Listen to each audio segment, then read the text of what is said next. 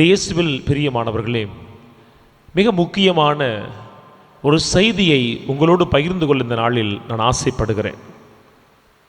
திருத்துதரான பிலிப்பினுடைய வார்த்தையை கேட்டு எத்தியோப்பிய அரசியான கந்தகியின் நிதியமைச்சர் ஒருவர் இன்றைய நாளில் திருமுழுக்கு பெறுவதை நாம் வாசிக்க கேட்டோம். அன்பு உறவுகளே, திருச்சபை, நம்முடைய கத்தோலிக்க திருச்சபை 7 அருட்சாதனங்களை நமக்கு கொடுத்திருக்கின்றது.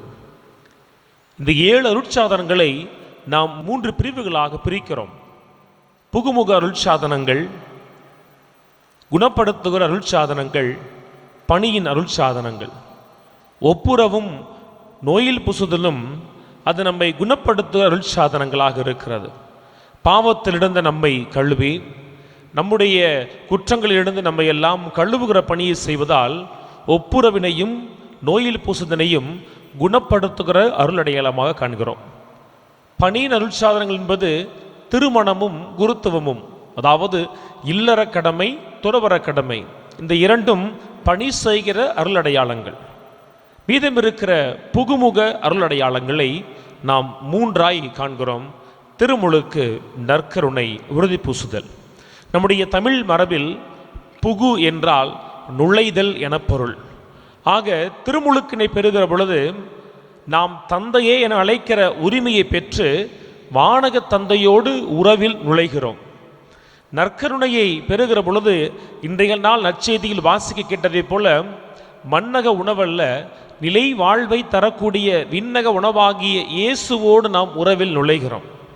பரிசுத்த ஆவியானவருடைய முத்திரையை பெற்றுக்கொள்ள சொல்லி உறுதி புஸ்தல் பெறுகிற நாளில் ஆயர் அவர்கள் நம்முடைய நெற்றியிலே அவர் சிலுவை அடையாளம் வந்து நம்மை வாழ்த்துகிறாரே, அந்த நாளில் நாம் தூய ஆவியானவரோடு உறவில் நுழைகிறோம். ஆகவே தான் புகு முக அருள் அடையாளங்கள் என சொல்லி இந்த 3ஐயும் திரு வச்சிருக்கிறது. அதில் முதல் அருளடையாளமாக இருப்பது தான் திருமுழுக்கு. குருத்துவ பயிற்சியில் இருந்த பொழுது சொல்லிக் கொடுத்தார்கள், திருமுழுக்குத்தான் ஏனைய 6 அருளடையாளங்களையும் பெறுவதற்கான நுழைவாயிலாய் இருக்கிறது. திருமுழுக்கை ஒருவன் பெறாவிட்டால் மற்ற அருளடையாளங்களை அவர் பெறுவதற்கான தகுதியை இழக்கிறார். ஆக முதல் அருளடையாளம் தந்தையை அப்பா என அழைக்கிற அந்த ஒரு உரிமையில்தான் நம்முடைய மற்ற எல்லா ஆசீர்வாதங்களும் பின்தொடர்ந்து வருகின்றன. பிலிப்பினுடைய வார்த்தைகளை கேட்டு இந்த நாளில் அந்த அமைச்சர் கேட்கிறார், நான் திருமுழுக்கு பெறலாமா? அதற்கு பிலிப்பு சொன்ன ஒரு வார்த்தை, நீ நம்பினால் திருமுழுக்கு பெறலாம். எந்த நம்பிக்கை? உன் முழு உள்ளத்தோடு நீ நம்பினால் உனக்கு தடை இல்லை. களத்தில் நிற்கிற ஒரு அனுபவத்திலிருந்து பேசுகிறேன். என்னுடைய மறை மாவட்டத்தினுடைய ஆயர் அவர்கள் என் பங்குத்தளத்தில் அவர் பங்கு தந்தையாய் இருந்த பொழுது திருமுழுக்கினை பெறுவதற்கு யார் வந்தாலும் அவர்களுக்கு பயிற்சி வகுப்பினை அவர் கொடுப்பார். பெற்றோருக்கும் ஞான பெற்றோருக்கும் பயிற்சி வகுப்புகளை கொடுத்து அதன் பின்னர் தான் அவர் திருமுழுக்கினை கொடுப்பதுண்டு. ஆனால் நான் களத்தில் இருக்கிற பொழுது ஒற்றுக்கொள்ள வேண்டும், நான் பயிற்சி கொடுப்பது இல்லை. ஏனெனில் அவர்கள் திருமுழுக்கு கொடுப்பதே கடைசி நேரத்தில் ஒரு கடமையாக தயார் செய்வதால். மாத கணக்கில் ஆண்டு கணக்கில் ஆலயத்திற்கு வராதவர்கள் திருமுழுக்கு பெறுவதற்காக மட்டுமே ஆலயத்தின் வாசற்படிகளை அவர்கள் மிதிக்கிற பொழுது என்னுடைய மகன், என்னுடைய மகள் வானக தந்தையினை அவன் அப்பா என அழைக்க வேண்டும் என சொல்லுகிற அந்த ஒரு வாஞ்சையோடு தாகத்தோடு அவர்கள் வருவதில்லை. பெரும்பாலானோர் வருவது இல்லை. அவர்களை பொறுத்தவரை ஏதோ ஒன்று செய்யணும், அது செய்யணும்னு சொன்னால் குத்தமாக போயிடும்னு சொல்லி ஒரு சடங்கினை நிறைவேற்றுவது போல அவர்கள் அழைத்து வருவார்கள். பல நேரங்களில் நான் பார்ப்பதுண்டு, திரு அவை சொல்வதும் அதுதான், திருமுழுக்கினை திருப்பள்ளியின் நடுவிலே வழங்க வேண்டும். ஏனெனில் அந்த குழந்தை கூடியிருக்கிற அந்த ஒரு திருக்கூட்டத்தினுடைய உறுப்பினராய் மாறுகிறதுன்னு சொல்லி. ஆனால் என்னுடைய பங்குத்தலங்களில் பார்ப்பேன், ஒருவேளை உயிர்ப்பு ஞாயிறு என சொன்னால் அந்த நள்ளிரவில் மட்டும்தான் அது திருப்பலியோடு இணைந்து நடக்கிறது. மற்ற சமயங்களில் திருப்பலி முடிஞ்சதுக்கு அப்புறம் அது தனியாக ஏதோ ஒரு பிரைவேட் செரிமனி மாதிரி மாறி போயிருச்சு. என்னுடைய பங்கில் இருக்கக்கூடிய ஒரு கிராமத்தில் ஒரு ஐயா என்னை பார்த்து, என்னுடைய மகனுக்கு பையன் பிறந்திருக்கான், அவனுக்கு பெயர் வைக்கணும் சாமின்னு சொன்னாங்க. சரி வர சொல்லுங்கயான்னு சொன்னேன். அன்பிற்குரியவர்களே, அந்த நாளில் திருப்பலிக்கும் அவங்க முழுமையாய் பங்கெடுக்கலை, ஞான பெற்றோர் முழுமையாய் பங்கெடுக்கலை. நான் திருமுழுக்கு கொடுப்பதற்கு முன்னாடி கேட்கிறேன், எங்கே உங்களுடைய அப்பான்னு கேட்குறேன். அவர் வீட்டில் இருக்கார் சாமி, வர சொந்தக்காரவங்களை பார்த்து கொண்டிருக்காக அங்கே ஏற்பாடு செய்து கொண்டிருக்கிறான்னு சொன்னேன். உங்களுடைய பேரப்பிள்ளை கடவுளுடைய பிள்ளையாய் மாறுகிற அந்த நேரத்தில் இங்கு இருக்க வேண்டும் என்கின்ற உணர்வு அவருக்கு இல்லையா? அவரை போல நம்மில் பலர் இருப்பதை நான் பார்க்கிறேன். இது ஒரு சடங்கு, அவ்வளவுதான். ஆகவேதான் இன்னைக்கு எப்படி பிள்ளைகளை கூப்பிடுறாங்க, என் பிள்ளைக்கு பேர் வைக்கிறேன் வந்துருங்க சாமி. உங்க பிள்ளைக்கு பேர் வைக்கிறது எதுக்கு? கோவில். பிள்ளைகளுக்கு பேர் வைப்பதற்கு எதற்கு? ஒரு அருள் பணியால். பிள்ளைகளுக்கு பேர் வைப்பதற்கு எதற்கு? தந்தை மகன் தூய ஆவியினால் கழுவப்படுகின்ற ஒரு நிகழ்வு தேவையே கிடையாது. மற்ற மதங்களில் இருப்பது போல பிள்ளையோட காதல போயிட்டு 3 தடவை சொல்லிட்டு போயிடலாமே. திருச்சபை நம்முடைய பிள்ளைகளுக்கு பெயர் வைப்பதை அருள் அடையாளமாக கொடுப்பது இல்லை.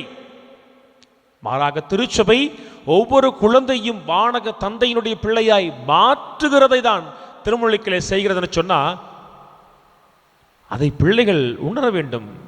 எப்படி ஃபாதர் பிறந்த பிள்ளை உணரும்? அதுக்குத்தான் இன்னைக்கு வார்த்தை, நீ முழு உள்ளத்தோடு நம்பினால் தடையில்லை.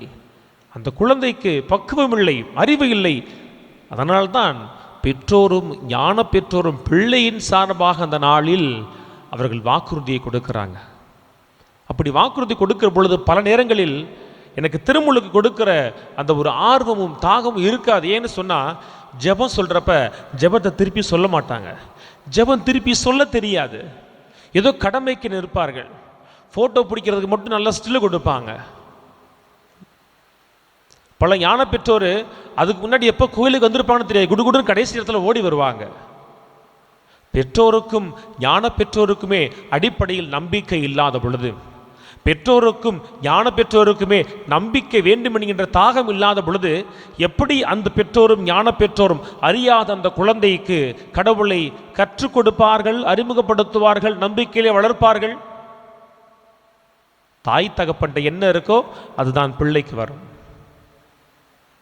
இன்னைக்கு பிலிப்பு சொல்லுகிறார், முழு உள்ளத்தோடு நம்பினால் நீ பெறலாம். பிற சபைகளிலே காண்கிறோம் முழுக்கு ஞானஸ்தானம். அந்த பிள்ளை வளர்ந்து கடவுளை தெரிஞ்சுக்கிட்டு அதுக்கப்புறமாய் கடவுளிடத்துல போய் ஞானஸ்தானம் வாங்குறாங்க.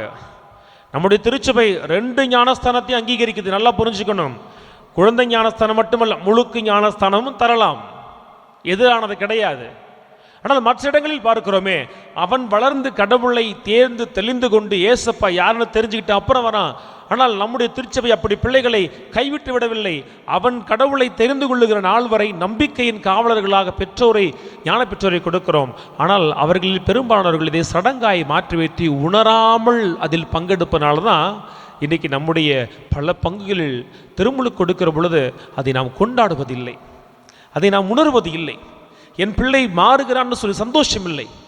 ஒரு பிள்ளை ஒரு புதிய பள்ளியில் சேர்ந்து அவன் புது உடை போடுகிற பொழுது அதை ஆர்வமாக ஃபோட்டோ பிடிச்சி ஸ்டேட்டஸ் வைக்கிற நமக்கு, ஒரு பிள்ளை புதிய பள்ளிக்கு சென்று ஐடி கார்டு மாட்டும் பொழுது அதை எடுத்து ஆர்வமாய் ஸ்டேட்டஸில் போகிற நமக்கு, நம்முடைய பிள்ளை புதிதாய் மீண்டும் பிறக்கிறானே, இயேசு நிக்கதேமுக்கு சொன்னது போல நீ மீண்டும் பிறக்க வேண்டும், நீ ஆவியிலும் நீரினாலும் நெருப்பினாலும் பிறக்க வேண்டும்.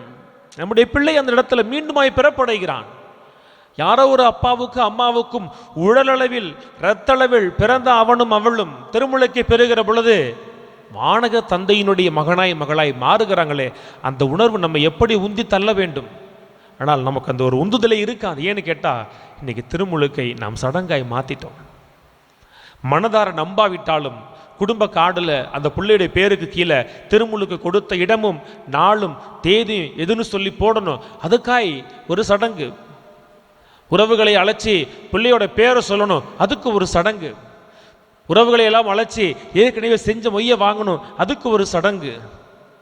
பிள்ளை பிறந்துச்சின்னு சொன்னால் இன்றைக்கி பிள்ளைக்கு நியூமராலஜி பார்த்து இத்தனை எழுத்தில் தான் பேர் வரணும், அல்லது இப்போ ஏதாவது ஒரு கணக்கை பார்த்து வச்சுக்கிட்டு இந்த எழுத்தில் ஆரம்பிக்கணும்னு சொல்லி எல்லா அசிங்கங்களையும் அவலங்களையும் செஞ்சுட்டு இங்கே ஒன்றுமே தெரியாத மாதிரி பிள்ளைக்கு ஞானஸ்தானம் கொடுங்க ஃபாதர், இந்த புள்ள கழுவப்படணும். எப்படி கழுவப்படும்? பிள்ளை மீது கரைகளை பூசுவது நீங்கள் தானே. பிறந்த எந்த ஒரு குழந்தையாவது நியூமராலஜி பார்த்து பேர் வைங்க. என் பேரில் ஒரு ஐ வேணாம் 2 ஈ போடுங்க, ஒரு ஏ வேணாம் 2 ஏ போடுங்க, எந்த குழந்தையாவது சொல்லுதா? ஆனால் அந்த குழந்தையினுடைய ஆன்மாக்களை தாய் தகப்பன் எல்லாம் உறவுகள் எல்லாம் ஏற்கனவே கரைப்படுத்திட்டு தான் ஆலயத்திற்கு கொண்டு வருகிறோம். அந்த பிள்ளைக்கு பாவம் என்பது என்னான்னு தெரியாத இருக்கிற பொழுதே அந்த பிள்ளை மீது பாவக்கரையை பூசிடுறோம். அப்புறம் கோயிலில் வந்துட்டு தண்ணி ஊற்றி தந்தை மகன் தூயாவின்னு சொன்னா உணராமல் குழந்தையை அழைத்து வருகிற குடும்பங்களே, உங்களுக்கு அந்த திருமுழுக்கு என்பது அருளை கொடுப்பதா இருப்பதை நீங்கள் உணரவே மாட்டீங்க. இன்னைக்கு நற்செய்தியில் ரொம்ப அழகாய் இயேசு சொல்லுவார், என் தந்தை ஈர்த்தால் ஒழிய யாரும் என்னிடத்தில் வர முடியாது. தந்தை நம்மில் பலரை ஈர்க்கவே மாட்டேன். ஏன்னு சொன்னா நாம் தந்தைக்கு முதுகை காண்பிக்கிற குடும்பங்களாக இருக்கிறோமே. இந்த பெயர் வைக்கிறதுன்னு சொல்ற அந்த ஒரு வழக்கத்தை என்னைக்கு மாத்திட்டு என் மகனும் என் மகளும் தந்தையோடு உறவில் இணைகிறான் என்பதை உணர்ந்து அவன் திருமுழுக்கினை பெறப்போகிறான் என்னைக்கு சொல்லுறோமோ, என் பிள்ளை அவன் வானக தந்தையின் பிள்ளையாய் மாறப்போகிறான்னு சொல்லி எப்பொழுது உரிமை கொண்டாடுகிறோமோ, எப்பொழுது பிள்ளைகளுக்கு நான் ஞான பிள்ளையா இருக்கணும்னு சொல்லி ஒரு போட்டி வருதோ, இந்த பிள்ளையை ஞானத்தில் வளர்க்க நான் பொறுப்பெடுத்துக்கிறேன்னு சொல்லி எப்பொழுது ஞான பெற்றோருக்கு நடுவில் போட்டி வருதோ, அப்பொழுது அவர்கள் முழு உள்ளத்தோடு நம்பி பிள்ளையும் வளர்ப்பதற்கு ஆர்வமாக இருக்கிற ஒரு சூழல் உருவாகும். ஆக அன்பு உறவுகளே, திருமுழுக்கினை ஒரு சடங்காக ஒரு கொண்டாட்டமாக நாம் மாற்றிவிடாமல், திருமுழுக்கு ஏதோ உறவுகள் எல்லாம் கூடி கலைகிற விருந்துண்டு மகிழ்கிற ஒரு பணத்தை மொய்யை பெறுகிற நிகழ்வாக மாற்றிவிடாமல், இன்னைக்கு பிழிப்பின் வழியாய் கடவுள் சொல்லுகிறாரே, திருமுழுக்கு பெற வேண்டுமா, நீ முழு உள்ளத்தோடு நம்பு. முழு உள்ளத்தோடு நம்பினால்தான் இந்த திருமுழுக்கு உனக்கு ஆசீர்வாதமாக இருக்கும். இல்லைன்னு சொன்னால் இந்த திருமுழுக்கு நீ உணராத ஒரு சடங்காய் ஒரு வாழ்க்கையிலே மாறிப்போகும். திருமுழுக்கு சமயத்தில் இருக்கிற பெற்றோர்களுக்கு சொல்கிற அறிவுரை தான், எல்லாம் வீட்டுக்கு வாங்க, வீட்டுக்கு வந்து இதுக்கு சாப்பிட்டு போகிறாங்க. இல்லை, எல்லோரும் ஆலயத்திற்கு வாருங்கள்னு சொல்லுங்கள்.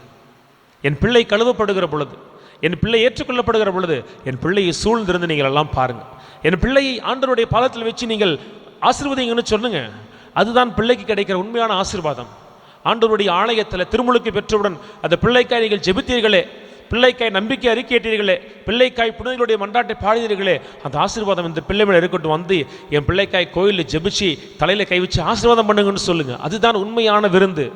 அதை விட்டுட்டு பூசை 8 மணிக்கு 9 மணிக்கெலாம் முடிஞ்சிடும், நீங்கள் 10 மணிக்கு வீட்டுக்கு வந்துருக்கான்னு சொல்லி கூப்பிடுவது என்பது அது உண்மையிலே திருமுழுக்கு அழைக்கிற ஒரு அழைப்பு அல்ல. அது நீங்கள் பெயர் வைக்கிற சடங்கிற்கு அழைக்கிற அழைப்பு. அந்த அழைப்பினால் உங்களுக்கு மொய் வரும், ஆனால் கடவுளுடைய ஆசீர்வாதம் வருமா? எண்ணி பார்ப்போம்.